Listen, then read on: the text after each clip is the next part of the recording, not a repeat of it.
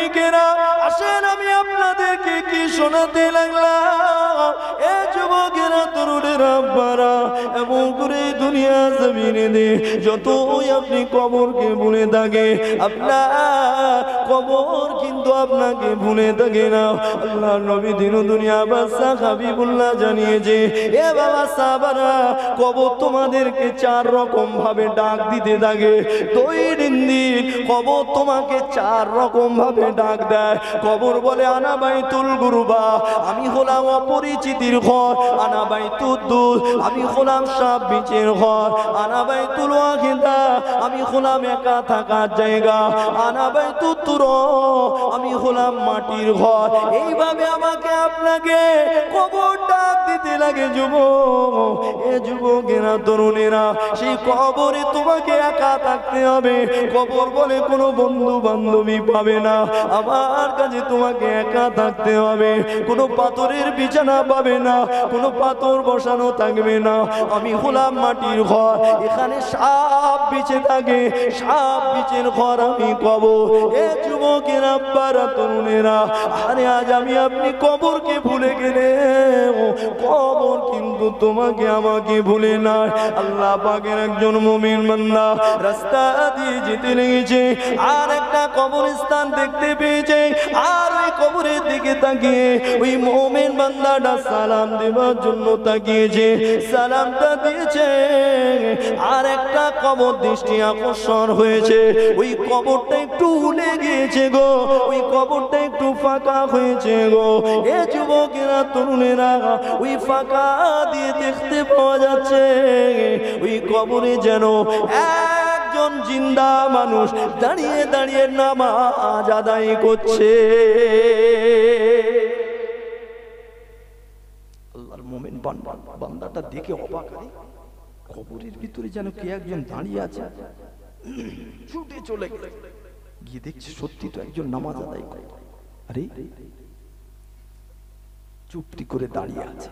যেই কবরের মানুষটা সালাম ফিরিয়েছে, দুনিয়ার মানুষটা বলছে, বাবাজি আপনি কি করে প্রবেশ করলেন, কি করে কবরের এর ভিতরে গেলেন? দরজা তো দেখা যায় না।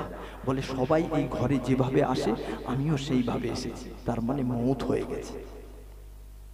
বলছে, তো নামাজ পড়ছেন কতদিন? বলছে, 450 বছর। জোরে বল। এ নওজোয়ান তরুণের আব্বারা, আমার নবী পাকে উম্মত উম্মতিরা, যেই না পড়েছে 450 বছর, এই কবরের ভিতরে আমি নামাজ আদায় করি। এই দুনিয়ার মুমিন বান্দাটা সঙ্গে সঙ্গে সুবহানাল্লাহ বলে চিৎকার দিয়ে উঠেছে, সুবহানাল্লাহ বলে চিৎকার দিয়ে উঠেছে। যেই না সুবহানাল্লাহ বলেছে, ওই কবরের মানুষটা এমন করে কাকতি মিনতি শুরু করে দিয়েছে। এ যুবকেরা, তরুণেরা, কি কাকতি মিনতি শুরু করলো গো?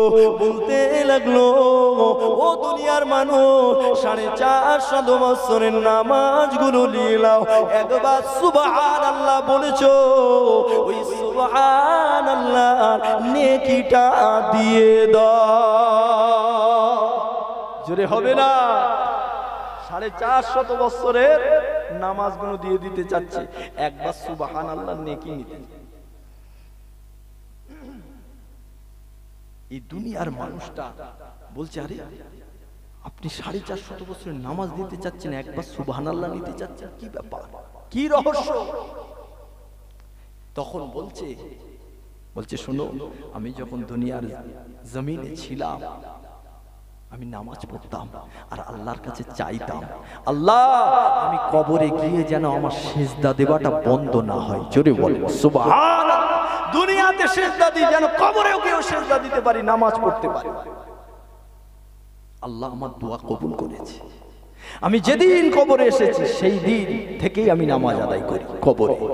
আর আমি যেদিন আমি কবরে এসেছি সেই দিন থেকে আমার আমলটা আমার সামনে ধরা হয়েছে। আমি আমার নামা আমল দেখতে পাই। দুনিয়াতে আমি কতটা নেকি করেছি, কতটা গুনাহ হয়ে গেছে আমার দ্বারা, আমি দেখতে পাই। এ নওজোয়ান তরুণেরা, আমার নবী নবী পাকের প্রেমিকেরা, এ যুবকেরা, আব্বারা, তরুণেরা শুনে রেখে দাও।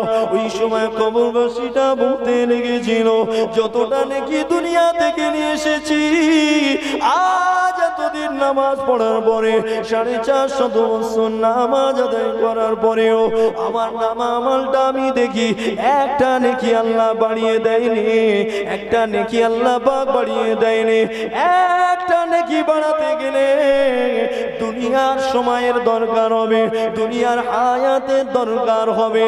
এই কবরে যতই আল্লাহ আল্লাহ করো না কেন, কবরে যতই জিকির করো না কেন, কবরে যতই নামাজ পড়ো না কেন, আল্লাহ পাক একটা নেকি দেবে না।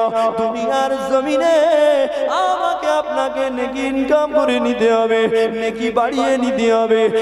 একমাত্র এই দুনিয়ার জমিনে নিজে নিজে নেকি বাড়াতে পারবে। আর কবরে গিয়ে যদিও দু একটা নেকি হয়, দুনিয়ার মানুষ যদি দয়া করে, তারপরে আপনার কবরে হয়তো কিছু সওয়াব যাবে।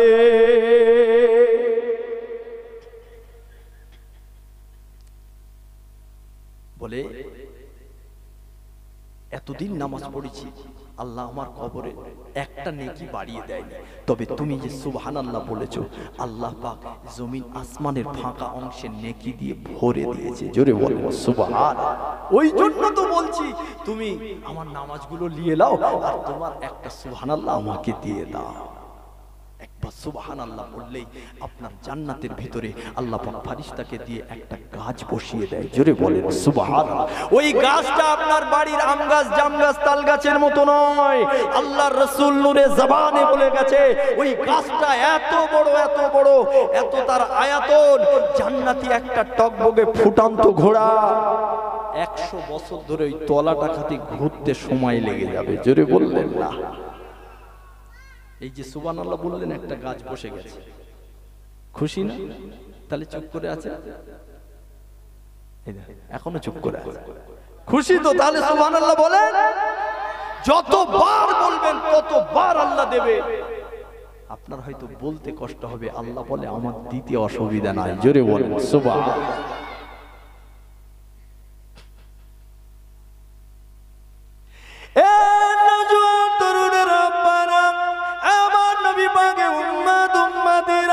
আসেন, আমি আপনাদেরকে যেটা বোঝাচ্ছিলাম গো, এই যে নফসের কথা আমি আপনাদেরকে শোনাচ্ছিলাম গো, এই যুবকেরা, তরুণেরা, এই নফসের সঙ্গে জিহাদ করতে হবে, এই নফসকে পরাস্ত করতে হবে।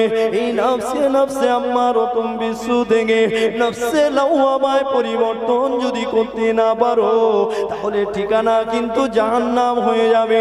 এই নফসের সঙ্গে জিহাদ করলে আল্লাহর পেয়ারা হওয়া যাবে। নফসকে পরাস্ত করতে পারলে আল্লাহ নবীর পেয়ারা উম্মত হওয়া যাবে। এ যুবকেরা, তরুণেরা, নফসকে যদি তুমি পরাস্ত করতে পারো, পৃথিবীর কোন বেঈমান যদি নফসকে পরাস্ত করে, পৃথিবীর কোন ইহুদি যদি নফসকে পরাস্ত করে, পৃথিবীর কোন খ্রিস্টান যদি নফসকে পরাস্ত করে, তাদের কি উপকার আছে? এমন অনেক ঘটনা আছে, আমিও কিছু ঘটনা জানি। এমন করে তাদেরকে আল্লাহ পাক মওতের আগে ঈমান নসিব করেছে। নফসের জিহাদ সবথেকে বড় জিহাদ। এটা যদি বেঈমানেরা করে এই জিহাদ, ওর নফস যেদিকে বলবে ও যদি উল্টো দিকে চলে, নফসের কথা যদি ও না শোনে, ওর কি উপকার হবে? এমনও নজির আছে, আল্লাহ খুশি হয়ে তাকে ঈমান নসিব করেছে। জোরে বল। আপনি যদি নফসকে পরিবর্তন করেন, তাহলে আল্লাহ আপনার নসিব খুলে দেবে না? বেঈমানের যদি ঈমান নসিব হয়, আল্লাহ পাক আমার আপনার জন্য এত নিয়ামত সৃষ্টি করেছে, কথা কোনো ভালো করে বোঝেন, টপিকের বাইরে কথা হবে না। নফসের কথা বলছি তো, টপিকের বাইরে কথা বলবো না, ভালো করে বোঝেন। আল্লাহ পাক আমার আপনার জন্য এত নিয়ামত সৃষ্টি করেছে, আর এই নিয়ামতের ভিতরে আল্লাহ বলছে দুটো নিয়ামত বড় নিয়ামত। জোরে বলেন সুবহানাল্লাহ। কত নিয়ামতের ভিতরে দুটো নিয়ামত বড়? কুল্লাউ কানাল বাহরু মিদাদান লিকালিমাতি রাব্বি। আল্লাহ বলছে দরিয়ার পানিগুলো, 7 সমুদ্র 13 নদীর পানিগুলো কালি বানাবে, আর একটা একটা করে তোমরা লিখতে লাগবে আমার নিয়ামত, নিয়ামতের নামগুলো লিখবে। আমি আল্লাহ বলছি ওই দরিয়ার পানি শেষ হয়ে যাবে, নিয়ামত লেখা বাকি থাকবে। জোরে বলে আল্লাহ। তারপরেই বলছে প্রয়োজন হলে তোমরা আবার অতটা পরিমাণ পানি আবার লাও, দরিয়া সমান, আবার লেখো, আবার পুনরায় লেখো। লিখতে লিখতে আবার পানি শর্ট পড়ে যাবে, কালি শর্ট পড়ে যাবে। মিদাদ মানে কালি, আর বাহরুন মানে দরিয়া। কুল্লাউ কানাল বাহরু মিদাদাল লিকালিমাতি রব্বি। কথা বুঝতে পেরেছেন? জি।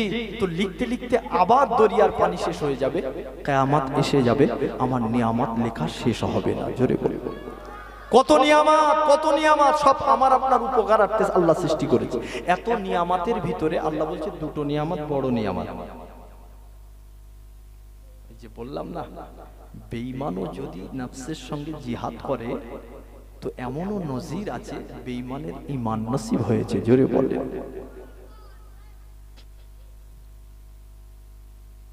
করে হীরা গুহার ভিতরে নবীকে সাপ যেন কামড়াতে না পারে চালা বন্ধ করে রেখেছে, সাপ ছবল মেরেছে, তারপরেও আবু বকর পা সরায় না। এই ধরনের অনেক কিছু মনে পড়বে। আল্লাহ তো আমার নবীকে সবথেকে বেশি ভালোবাসে, সেই আবু বকর আমার নবীর জন্য এত কিছু করেছে। আল্লাহর রাগটা কমতে কমতে কমতে জিরোতে নেমে আসবে। জোরে বলেন সুবহানাল্লাহ, আরো জোরে বলেন সুবহানাল্লাহ, নারে তাকবীর।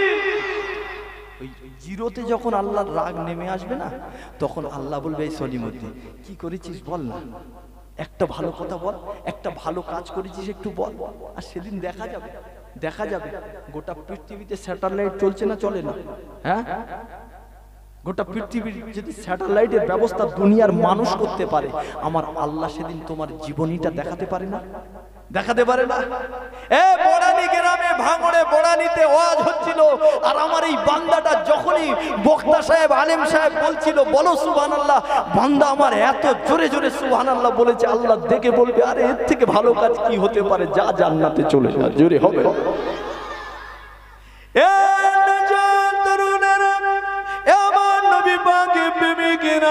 আসেন আর একটু আপনাকে বলে দিই সুবহানাল্লাহর কথা বলছি বলে আর একটু আগিয়ে নিয়ে যায়। আমার বক্তব্য টপিকটা ভুলে যাবেন না, আমি নফসের কথা বলছিলাম। এই নফসের বিষয় যদি ওয়াজ হয় ঘন্টার পরে ঘন্টা চলতে লাগবে। আশা রাখি কিছুটা আগিয়ে নিয়ে যাবার, আল্লাহ যদি বলিয়ে নেয় ইনশাআল্লাহ বলবো। তবে আসেন সুবহানাল্লাহর কথা একটু আপনাকে বলি। এই তো সুবহানাল্লাহ বলতে আপনার কষ্ট হচ্ছে। এ যুবকের আব্বারা তরুণেরা, আল্লাহ নবী দিন দুনিয়া বাদশা হাবিবুল্লাহ জানিয়ে দিয়েছে বাবা সাহাবারা ও আমার উম্মত উম্মতিরা, তোমরা যখন কবরস্থান দেখতে পাবে বাবা, তখন ওই কবরবাসীদেরকে একটু সালাম দেবে, আসসালামু আলাইকুম ইয়া আহলাল কবর। এইভাবে কবরবাসীদেরকে একটু সালাম দেবে। এ যুবকেরা তরুণেরা আব্বারা, আজ আমরা কবরের পাশ দিয়ে, কবরস্থানের পাশ দিয়ে আজ আমরা দিনে কতবার হেঁটে হেঁটে হেঁটে যেতে লাগি। একবার আমাদের কবরস্থানকে দেখে সালাম দেওয়ার কথা মনে হয় না? হয় বাবা? হ্যাঁ হয়। বলেন তো এই সপ্তাহে একবার সালাম দিয়েছেন কবরস্থানকে? একজন বলেন তো হুজুর আমি একবার দিয়েছি? মাশাআল্লাহ দেবেন। কবরস্থানকে দেখে সালাম আমরা দেই না সাধারণ। তার মানে কি কবরকে ভুলে গিয়েছি? ওখানে যে আমাকে শুতে হবে, আজ বাদে কাল শুতে হবে, সেটা মাথার থেকে আউট। এখন খালি দুনিয়া চলছে, যেটা শত্রু, বড় শত্রু দুনিয়া, আমাদের সেই দুনিয়াকে আমরা প্রিয় করে নিয়েছি। কথা বুঝলেন? এখন দুনিয়ার আশায়, দুনিয়ায় কিছু পাওয়ার আশায় ঘুরছি, পাগলের মতো ঘুরছি। আসেন আমার বাপেরা, নওজোয়ান তরুণের আব্বারা, আমরা কিন্তু সবাই বুকের ভিতরে শত্রু নিয়ে ঘুরে বেড়াচ্ছি। অন ক্যামেরা আমি চ্যালেঞ্জ দিয়ে যাচ্ছি, এ যুবক শুনে রেখে দাও, আমাদের 4টে শত্রু আছে, তার ভিতরে একটা শত্রু হলো এই দুনিয়া তোমার আমার জন্য বড় শত্রু। দ্বিতীয় নাম্বারের শত্রু হলো ইন্নাশ শাইতানা লাকুম আদুউম মুবিন, শয়তান হলো তোমার আমার দ্বিতীয় নাম্বারের শত্রু। এ যুবকেরা তরুণেরা, আর তৃতীয় নাম্বারের শত্রু হলো তোমার আমার বুকের ভিতরে আছে। ওই শত্রুর নাম কি বলো? ওই শত্রুর নাম হলো নাফস। এই নাফস শব্দ হলো আরবি শব্দ, এর বাংলা হচ্ছে আত্মা। এমন করে এই নাফস হলো তোমার আমার বড় শত্রু। এ যুবকেরা, তরুণেরা, এই নাফসের মরণ হবে, আত্মার মরণ হবে, কিন্তু রূহের মরণ হবে না। তাই তো আল্লাহ কোরআন শরীফে বলেছে, কুল্লু নাফসিন যায়িকাতুল মাউত, নাফসের মওত হবে, কুল্লু নাফসিন রূহুল মাউত। এই কথা আল্লাহ বলেনি নাফসের মওত হবে, রূহ তো বার হয়ে যাবে, জায়গা পরিবর্তন করবে। এ যুবকেরা, তরুণেরা, এই নাফসের আবার তিনটে ভাগ রয়েছে গো যুবক, শুনে রেখে দাও।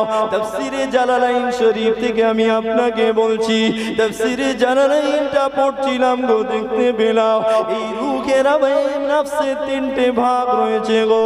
নাফসে আম্মারাতুম বিসু, আর নাফসে লাওয়ামা, আর হলো নাফসে মুতমাইন্না। এই তিনটে ভাগ আছে। নাফসে আম্মারাতুম বিসু খারাপ, আমাদের নাফস। নাফসে আম্মারাতুম বিসু, সু মানেই তো খারাপ। আম্মারা, এই নাফসে আম্মারা পরিবর্তন করতে হবে। নাফসে আম্মারা যার হয়ে থাকবে, এই নাফস পরিবর্তন যে না করতে পারবে, লাওয়ামাতে আনতে না পারবে, ওর কোরআনের আওয়াজ ভালো লাগবে না। ও নাফস ওকে চালাচ্ছে, ও নাফসকে চালায় না। কথাগুলো ভালো করে বোঝেন, গল্প করিনি। ও নাফস ওকে পরাস্ত করে রেখেছে, ও নাফস ওর সঙ্গে জিহাদ করে নাফস জিতে আছে। ওকে মাহফিলে আসতে দেয় না, কোরআনের মজলিসে যেতে দেয় না, ওকে জেনা করিয়ে দেয়, ওকে ব্যভিচার করিয়ে দেয়, ওকে মদ পান করিয়ে দেয়, ওকে মানুষকে দিয়ে মানুষকে খুন করিয়ে দেয়। কথা বুঝতে পারছেন না? আম্মারাতুম বিসু, এই নাফসটা খারাপ নাফস, এটা আপনার বড় শত্রু, বুকের ভিতরে নিয়ে ঘুরছেন। এ যদি আপনাকে চালায়, তাহলে আপনার খবর আছে, আপনার ঠিকানা জাহান্নাম হয়ে যাবে। আপনার নাফসটাকে নাফসে লাওয়ামা করতে হবে। আমি আপনাকে আলাদা আলাদা করে বুঝিয়ে দিচ্ছি। দেখেন, নাফসে লাওয়ামা যে করতে পেরেছে, নাফসে লাওয়ামা, এই নাফস আপনাকে বলবে যাস না, মাহফিলে যাস না, দান করিস না, নামাজ পড়িস না, কিন্তু এই লাওয়ামা নাফস যার আছে, নাফস বলবে, কিন্তু ওই ব্যক্তিটি নাফসের কথা শুনবে না, তবেই ওর নাফসটা নাফসে লাওয়ামা। জোরে বলেন সুবহানাল্লাহ। আর নাফসে আম্মারা ওকে বলবে আর ও সেটা শুনবে। এই চল না করে ফাংশন আছে, জলসে শুনে কি হবে, ও ফাংশনে চলে যাবে। কেন? নাফস ওকে চালাচ্ছে, ও নাফসকে চালায় না। এ নাজার তরুণের আব্বারা, এ নবী পাকের উম্মত উম্মতিরা, আর নাফসে মুতমাইন্না, এই নাফসে মুতমাইন্না কাদের নাফস গো? এই নাফসটা কেমন দেখো, এই নাফস হলো আল্লাহ পাকের তামাম আম্বিয়া আলাইহিমুস সালামদের, নবী আদম সফিউল্লাহ থেকে আমার আপনার নবী নূহ নবী, দোনোজানের সুলতান নবী মুহাম্মদুর রাসূলুল্লাহ পর্যন্ত। এ যুবকের আব্বারা, তামাম আম্বিয়া আলাইহিমুস সালামদেরকে আল্লাহ নাফসে মুতমাইন্না, এই নাফস দিয়ে আল্লাহ পাক তাদেরকে পাঠিয়ে দিয়েছে। তাদের নাফসটা মুতমাইন্না করে আল্লাহ দিয়ে দিয়েছে। এই নাফসে মুতমাইন্না কেমন দেখো, আরে জেনা করতে হবে, চুরি করতে হবে, ব্যভিচার করতে হবে, এই যে প্ল্যানটা, এই প্ল্যান থেকেও তারা পাক থাকে। জেনা করা তো দূরের কথা, এমন করে চুরি করা তো দূরের কথা, নামাজ ছেড়ে দেওয়া তো দূরের কথা, এ যুবকেরা বোনের হকটা মেরে দেওয়া তো দূরের কথা, মানুষকে খুন করা তো দূরের কথা, মানুষকে কষ্ট দেওয়া তো দূরের কথা, এই সবগুলো তাদের ব্রেনে আসে না। আল্লাহর পয়গম্বরেরা কত কষ্ট পেয়েছে গো, পয়গম্বরদেরকে কত মার মেরেছে গো, কোনদিন কি শুনেছেন আল্লাহর পয়গম্বরেরা উল্টো একটা ইট ছুঁড়ে কাউকে মেরেছে? কোনদিন কি শুনে শুনেছেন আল্লাহর কোন পয়গম্বর চুরি করেছে? কোনদিন কি শুনেছেন আল্লাহর পয়গম্বরেরা ব্যভিচার করেছে? না না, তাদের নফসটা হলো নফসে মুতমাইন্না, তাদের চিন্তা ভাবনা থেকেও তারা পাক আছে। জোরে বলতে হবে নারে তাকবীর। নফসে লাওয়ামা আপনাকে টানবে কিন্তু আপনি যাবেন না। কথা বলেন না ভাই, কথা বলেন। নফসে লাওয়ামা আপনাকে টানবে কিন্তু আপনি যাবেন না। এটা নফসে লাওয়ামা, ভালো নফস। আপনি নফসকে পরাস্ত করে ফেলেছেন, নফসকে হারিয়ে দিয়েছেন। আর নফসে মুতমাইন্না নবীদের নফস, আপনিও চেষ্টা করলে সেই পর্যায়ে হয়তো পৌঁছাতে পারেন। কিন্তু নবীদের যে নফস, এই নফসে জেনা করা তো দূরের কথা, জেনার চিন্তা ভাবনাটাও মাথায় আসবে না। জীবনে শুনেছেন? হ্যাঁ, তারা চুরি করেছে, তারা জুলুম করেছে, অত্যাচার করেছে। জীবনে শুনেছেন? শোনে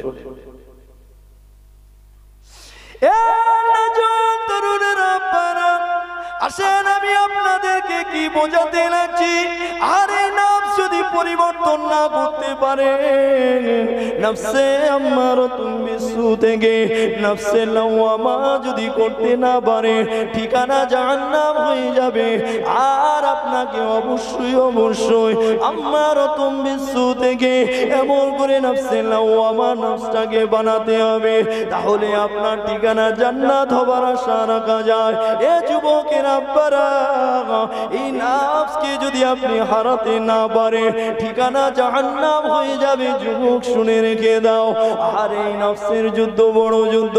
আল্লাহ নবী দিন ও দুনিয়া বাদশা হাবিবুল্লাহ সাহাবা হুজুরদেরকে নিয়ে আল্লাহ নবী কোরআনের জন্য যুদ্ধে গেল, দিন শরিয়াতের জন্য যুদ্ধের ময়দানে গেল।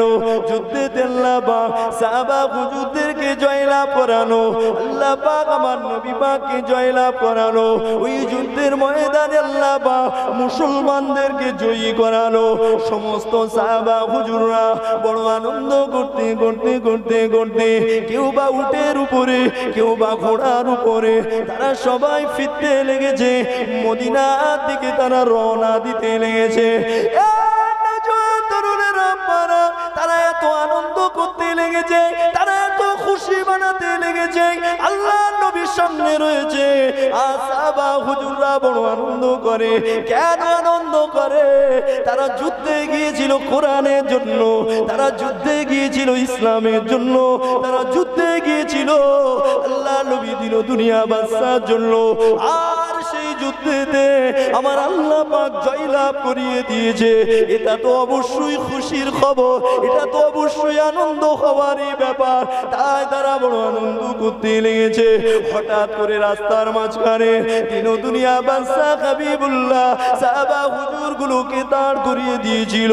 এ বাবা সাহাবারা, বাবারা, বাবারা তোমরা দাঁড়িয়ে যাও। সাহাবা হুজুররা সঙ্গে সঙ্গে সঙ্গে দাঁড়িয়ে গিয়েছে। আল্লাহ নবী বলতে লাগলো, বাবা সাহাবারা এত খুশি কেন, এত আনন্দ কিসের? ইয়া রাসূলুল্লাহ, ইয়া হাবিবাল্লাহ হুজুর, কোরআনের জন্য যুদ্ধে গিয়েছিলাম, এমন করে দ্বীনের স্বার্থে যুদ্ধে গিয়েছিলাম। আল্লাহ পাক আমাদেরকে জয়লাভ করিয়েছে। হুজুর আজকে খুশি বানাবো না তো কাঁদবো কি? হুজুর আজকে আমরা খুশি বানাবো না তো কি করবো? আল্লাহ নবী সেদিন বলেছিল, বাবা সাহাবারা শুনে রেখে দাও, এটা ছোট যুদ্ধ করে ফিরছো বাবা, তোমাদের বড় যুদ্ধ বাকি রয়েছে, তোমাদেরকে বড় যুদ্ধ করতে হবে। নবী সাহাবাগুলো অবাক হয়ে গেল, আশ্চর্য হয়ে গেল। ইয়া রাসূলুল্লাহ, ইয়া হাবিবাল্লাহ হুজুর, হুজুর যেখানে হাত কেটে নেওয়া হয়, যেখানে পা কেটে নেওয়া হয়, যেখানে ধর থেকে কল্লা আলাদা করে দেওয়া হয়, যেখানে জীবন মরণের ব্যাপার থাকে, হুজুর এই যুদ্ধটাকে হুজুর আপনি ছোট যুদ্ধ বলতে লেগেছে। তাহলে বড় যুদ্ধ, ওই যুদ্ধটা কোন যুদ্ধ একটু আমাদেরকে বলে। আল্লাহ নবী সেদিন বলেছিল, এ বাবা সাহাবারা, বড় যুদ্ধ হলো তোমরা বুকের ভিতরে যে শত্রু শত্রু নিয়ে ঘুরতে লেগেছো, ওটা হলো তোমাদের নফস। সব থেকে বড় শত্রু ওই নফসের সঙ্গে জিহাদ করতে হবে, আর ওই নফসকে পরাস্ত করতে হবে, ওই নফসকে হারিয়ে দিতে হবে, ওই নফসটাকে লাওয়ামা করতে হবে। নফসের লাওয়ামা যদি করতে পারো, ওই নফসকে যদি পরাস্ত করতে পারো, নফস বলছে এদিকে যা, আপনি যাবেন এদিকে। নফস বলছে জলসায় যাস না, ফাংশনে যা, আপনাকে জলসাতে আসতে হবে। নফস বলছে দান করিস না, আপনাকে দান করতে হবে। এ যুবকেরা, তরুণেরা, পারা এই নফসের বিরুদ্ধে সর্বসময় যদি আমি আপনি জিহাদ করতে থাকি আর নফসটাকে পরাস্ত করতে পারি, জেনে রেখে দেন আল্লাহর নবী বলেছে পৃথিবীর জমিনে সব থেকে বড় জিহাদ। সুবহানাল্লাহ, বাড়ি গিয়ে বলবেন। একটু মন খুলে হলো না? ইস, ভাঙড়ের এলাকার মানুষ যখন সোশ্যাল নেটওয়ার্কে দেখি, বাবা কত চিল্লাই এরা, এদের গলার আওয়াজ মারপিট করার সময় বের করে, এক লাই তোড়পাড় করে দেয়। হ্যাঁ, আরে যে আল্লাহ দিয়েছে গলা, সেই আল্লাহর ধ্বনিতে একটু লাগাও না। একটা যদি আওয়াজ কবুল হয়ে যায়, কোন আওয়াজ? সুবহানাল্লাহর আওয়াজ। একটা যদি কবুল হয়ে যায় না, কি হবে? নাজাতের রাস্তা বেরোবে, জান্নাতের দরজা খুলে যাবে। জোরে বলে। পাম দেওয়া কথা বলছি আমি আপনাকে? হ্যাঁ, এখানে মিথ্যা কথা বলতে বসেছি? কিয়ামতের মহা ময়দানে আল্লাহ পাক এত রাগান্বিত হয়ে থাকবেন, এত ক্রোধের সঙ্গে থাকবেন, নবী বলে সাহাবারা সেদিন আল্লাহর সামনে কেউ দাঁড়াতে পারবে না। আর আল্লাহর রাগ দেখে আমি চিন্তা করব, কে? আমার নবী। কি করে এই রাগ কমানো যায়, কি করে এই রাগ কমানো যায়? আপনি যখন রেগে থাকেন, আপনার বিবিও কিন্তু ভাবে যে পিসটা এত রাগা রেগে গেছে, কি করে থামাবো, মাথা তো বিশাল গরম হয়ে গেছে। জি, তা আপনার বিবিও ভাবে যে কি করে ওর রাগটা কমাবো। তা আমার নবী বলছে আল্লাহর রাগটা কি করে আমি কমাবো, আমি চিন্তা করব। তখন আমি নবী হঠাৎ করে হযরতে আবু বকর হুজুরকে ধরে নিয়ে, আমার আবু বকরকে ধরে আল্লাহর সামনে দাঁড় করিয়ে দেবো। আর আমার আল্লাহ আবু বকরের দিকে দৃষ্টি আকর্ষণ করবে, আমার আল্লাহর অনেক কিছু সামনে হাজির হয়ে যাবে। কি বলে? নবীর সঙ্গে আবু বকর কত মার খেয়েছে, নবীর জন্য আবু বকর কত কি করেছে, নবীর জন্য সাপের ছবল খেয়েছে। পাখি জি, গাড়ি চালানোই যাচ্ছে না, এমন অবস্থা। তো ঘুম সেই মোতাবেক হয়নি, যেমন দিনের বেলা ঘুমায় অন্যদিন ঘুম হয়নি, খুব কষ্ট হচ্ছে আর খুব টায়ার্ড। আপনাদের জজবা যদি ভালো থাকে ইনশাল্লাহ একটু আমিও চেষ্টা করব, একটু আওয়াজ দেবে। সাগর নদী আর পাহাড় বনে পাখিদের গুনগুন গুঞ্জরণে ভেসে আসে ওই সমুদ্র তান, চারিদিকে শোনো আল্লাহর জয়গান। আল্লাহ মহান, সবাই বলেন আল্লাহ মহান, আল্লাহ মহান, আল্লাহ মহান। আরো জোরে আল্লাহ মহান, আল্লাহ মহান, আল্লাহ মহান, আল্লাহ মহান। শোনো তুমি মন দিয়ে কোকিলের সুর, শুনতে লাগছে দেখো কতটা মধুর। শোনো তুমি মন দিয়ে কোকিলের সুর, শুনতে লাগছে দেখো কতটা মধুর। মিষ্টি মিষ্টি ওই দোয়েলের গান, রয়েছে তাহাতে কি সুধা অপরাণ। কোথা পেল তাহারা এই সুরমলান, জবাব তুমি পাবে খোদা মহিয়ান। আল্লাহ মহান, আল্লাহ মহান, আল্লাহ মহান, আল্লাহ মহান, আল্লাহ মহান, আল্লাহ মহান, আল্লাহ মহান, আল্লাহ মহান। লা ইলাহা, মাশাআল্লাহ। আরেকটু জোরে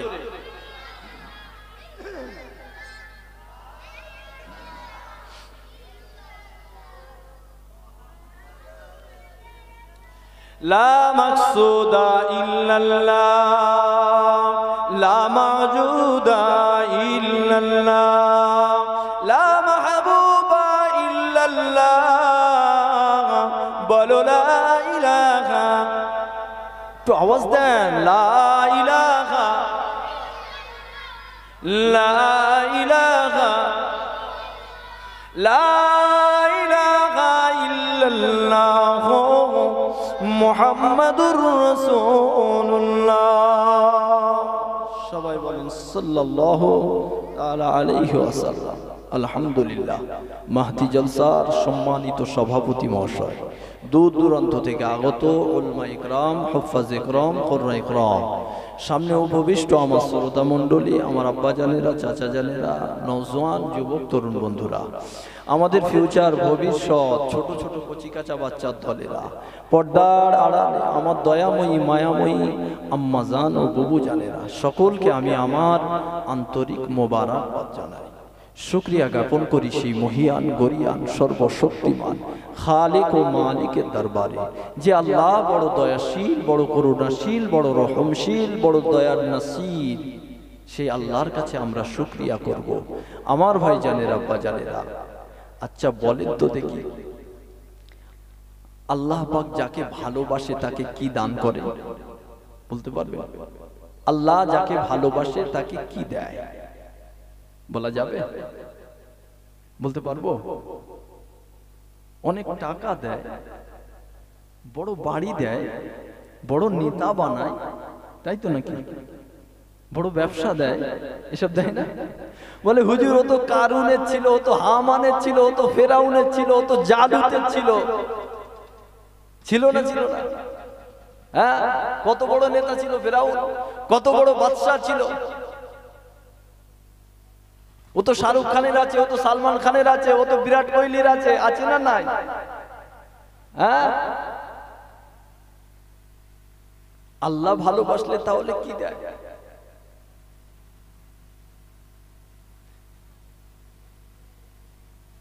আপনার বাড়ির পাশে একজনের বাড়ি চারতলা বাড়ি,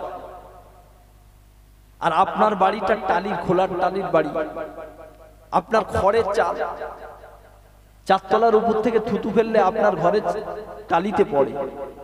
ভাববার দরকার নেই যে সলিমুদ্দিকে আল্লাহ ভালোবাসে বলে অত বড় বাড়ি দিয়েছে, আর আমাকে ভালোবাসে না বলে তাই ছোট ঘর, আমার কষ্ট। এটা ভাববেন না, এটা ভাববেন, এটা রং ধারণা। ও কতলা বাড়ি করবে, ক টাকা ইনকাম করবে, কি খাবে, কেমন লাইফ স্টাইল হবে, ও সব ও সৃষ্টির 50,000 বছর আগে আল্লাহ পাক লিখে ফেলেছে, লিখে ফেলেছে। ও জৈন হোক, ও খ্রিস্টান হোক, ও বৌদ্ধ হোক, ও যে ধর্মের মানুষ হোক না কেন, ওর নসিবে যত টাকা লেখা আছে, যেমন লাইফ স্টাইল লেখা আছে, ও সেইভাবে চলবে। এতে আল্লাহর ভালোবাসার সাথে সম্পর্ক নয়, ও আগে থেকে লেখা হয়ে গেছে। তাহলে আল্লাহ ভালোবাসে যাকে, তাকে কি দেয়? মাইরিদিল্লাহু বিহি খায়রান ইউফাক্কিহু ফিদ্দীন। আল্লাহ বলে আমি যাকে ভালোবাসি, যার ভালাই চাই, আমি আল্লাহ তাকে দ্বীনের জ্ঞান দান করি। জোরে বলে, জোরে বলতে পারলেন না? তো আপনার বাড়ির পাশে কোটি কোটি টাকার মালিক একজন আছে, ভাববার দরকার নেই আল্লাহকে ভালোবাসে তাই এত টাকা দিয়েছে, কিন্তু আপনার বাড়ির পাশে একজন আলেম আছে, একজন হাফেজ আছে, একজন মাদ্রাসায় পড়নেওয়ালা একটা ছেলে আছে, ইলম তলব করছে, তলাবুল ইলম আছে। আপনি ভাববেন যে আল্লাহ একে ভালোবাসে, আমার থেকেও ভালোবাসে, তাই আমার থেকে দ্বীনের জ্ঞানটা আল্লাহকে বেশি দিয়েছে। স্যালুট করবেন, সম্মান করবেন, এমন কোনো কথা বলবেন না ওর কলিজায় ব্যথা লাগে, ও দুঃখ পায়, এমন কোনো কাজ করবেন না। না, আল্লাহ আপনার থেকে ওকে ভালোবাসে, ওই জন্য ওকে দ্বীনের জ্ঞান দান করেছে, ইলম দান করেছে। আল্লাহ যাকে ভালোবাসে তাকে দ্বীনের জ্ঞান দান করে। জোরে বলেন সুবহানাল্লাহ। এবারে বলেন তো দেখি, আল্লাহ পাক সবথেকে কাকে বেশি ভালোবাসে? বলেন। বলে হুজুর কি কুইজ ধরতে উঠেছ নাকি, ওয়াজ করতে উঠেছ? ওয়াজ করবে, খালি প্রশ্ন করতে। আল্লাহ সবথেকে বেশি ভালোবাসে কাকে বলতে পারবেন না? হ্যাঁ, আমাদের বন্ধু কজন জানেন? মোমেনের বন্ধু হলো 3 জন। কথাগুলো মাথায় রাখে। আশিক বিল্লাহ গল্প করতে আসে না, যতক্ষণ থাকে কিছু দেওয়ার চেষ্টা করে। আমাদের সব থেকে বড় বন্ধু হলো আমার আল্লাহ। জোরে বলে। আল্লাহর সঙ্গে রিলেশন আপনার ভালো আছে তো? কিছু বললে শোনে তো? দোয়া করলে কবুল হয় তো? কবুল কে করে? আল্লাহর সঙ্গে রিলেশন ভালো আছে তো? সব থেকে বড় বন্ধু কিন্তু আমার আপনার কে? আল্লাহ। আর দ্বিতীয় বন্ধুকে? 3টে বন্ধু বলেছি, দ্বিতীয় বন্ধুকে বলতে পারলেন না? বলতে পারলেন না? দোনো জাহানের সুলতান আখরি জাবানার নবী মুহাম্মদুর রাসূলুল্লাহ সাল্লাল্লাহু আলাইহি ওয়াসাল্লাম আমাদের দ্বিতীয় বন্ধু। জোরে বলেন সুবহানাল্লাহ। আর আমাদের তৃতীয় বন্ধুকে মুসলমান নয়, মুমিনের কথা এসেছে। মুসলমান চুরি করতে পারে, মুসলমান ব্যভিচার করতে পারে, মুসলমান ধোঁকা দিতে পারে, মুসলমান মিথ্যা বলতে পারে, মুসলমান খুন করতে পারে, মুসলমান দুনিয়ার কি বলা হয় কিছু স্বার্থের জন্য মানুষকে খুন করে দিতে পারে, কিন্তু মুমিন এই সমস্ত কিছু করতে পারে না। জোরে বলেন সুবহানাল্লাহ। তাই আপনার বন্ধু যদি কেউ থাকে সে যেন মুমিন হয়। যাকে বন্ধু করবেন সে মুমিন কিনা দেখেন। আপনার বন্ধু 3 জন, আল্লাহ, রাসূল এবং মুমিন বান্দা আপনার বন্ধু। আমাদের বন্ধুগুলো সব মুমিন তো নাকি? বলে আমি নিজেই হতে পারি না হুজুর, আমি নিজেই মুমিন হতে পারি। তো আল্লাহ পাক সবথেকে বেশি ভালো কাকে বাসে? এবার বলেন, তাড়াতাড়ি বলেন। আমার নবীকে বেশি ভালোবাসে, দোনো জাহানের সুলতানকে বেশি ভালোবাসে। আসেন আমার বাপেরা, নওজোয়ান তরুণের আব্বারা, বেশি হেডিং আমি নেব না, আমি আপনাদেরকে ডাইরে ওয়াজ শুরু করতে যাই। এ যুবকেরা, তরুণেরা, আব্বারা, আরে কিতাবের ভিতরে দেখছিলাম, আরে যে চোখ দুটো আমার নবীকে দেখে ফেলেছে, যে চোখ দুটো আমার নবীকে দেখে ফেলেছে, ওই চোখ দুটো আল্লাহ সৃষ্টির ভিতরে সব থেকে দামি জিনিসটা ওই চোখটা দেখে ফেলেছে। এ যুবকেরা, তরুণেরা, আব্বারা, যে চোখ দুটো আমার নবীকে দেখে ফেলেছে, ওই চোখ দুটো আল্লাহ সৃষ্টির ভিতরে সব থেকে সুন্দর জিনিস দেখেছে। ওর থেকে সুন্দর জিনিস আল্লাহর বানায়নি, ওর থেকে দামি জিনিস আল্লাহর বানায়নি। তাহলে আল্লাহ পাক আমার নবীকে সব থেকে বেশি ভালোবাসে। তাহলে নবীর ইলমটা, জ্ঞানটাও আল্লাহ পাক সব থেকে বেশি দিয়েছে। দিয়েছে না দেয় নাই? নবী পাককে আল্লাহ পাক এত ইলম দিয়েছে, পৃথিবীর জমিনে 100 ভাগ যদি ইলম পাঠিয়ে থাকে, 99 ভাগ আমার নবীকে দিয়েছে। আর 1% ইলম আল্লাহ পাক ডিভাইডিং করেছে, ভাগাভাগি করেছে। তাতে আমি কিছু পেয়েছি, আপনি কিছু পেয়েছেন, আরো উলামা হযরতরা কিছু কিছু পেয়েছে। ইলম যেটা আল্লাহ দিত জ্ঞান, ওটাকে ইলম বলে।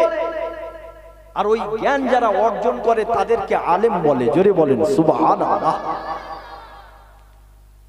তো আমার নবী পাকের জ্ঞান তাহলে কতটা? 99 ভাগ নবীর কাছে আছে। আমার নবী দার্শনিক, আমার নবী ইঞ্জিনিয়ার, আমার নবী সায়েন্টিস্ট, আমার নবী বড় ডাক্তার, ডাক্তারদের ডাক্তার, একজন বেধর্মী মানুষ। তিনি একটা বই লিখেছে, যে বইয়ের নাম দ্য গ্রেট 100। এ যুবক শুনে রেখে দাও, তার ভিতরে 100টা মনীষীর জীবনী লেখা হয়েছে। এই 100টা মনীষীর জীবনী লিখে এই বইটার নাম দিয়েছে দ্য গ্রেট 100। 100টা মনীষীর জীবনী তার ভিতরে লিখেছে। তিনি যখন 100টা মনীষীর জীবনীর একটা একটা করে চ্যাপ্টার তৈরি করলেন, তিনি এবার বইটাকে ছাপাবেন। তো কার চ্যাপ্টারটা আগে থাকবে? পৃথিবীর মানুষ বইটা খুললে কার চ্যাপ্টারটা আগে পাবে? কার চ্যাপ্টারটা আমি আগে দেবো? তিনি ভাবতে লাগলেন, আর সমস্ত চ্যাপ্টার গুলো দেখতে লাগলো।